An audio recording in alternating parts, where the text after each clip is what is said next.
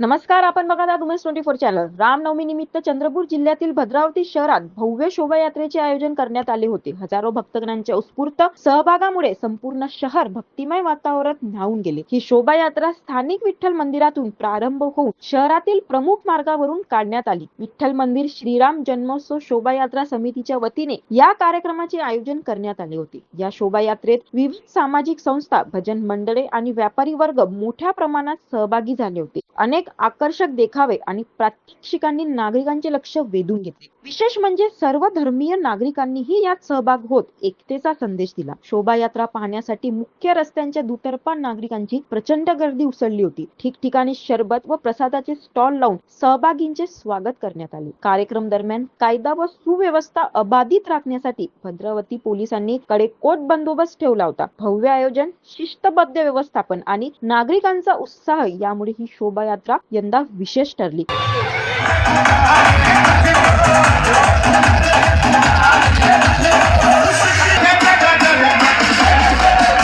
तालुका प्रतिनिधी राजेश शेसेकर सोबत बघत राहा उमेश 24 चॅनल. धन्यवाद.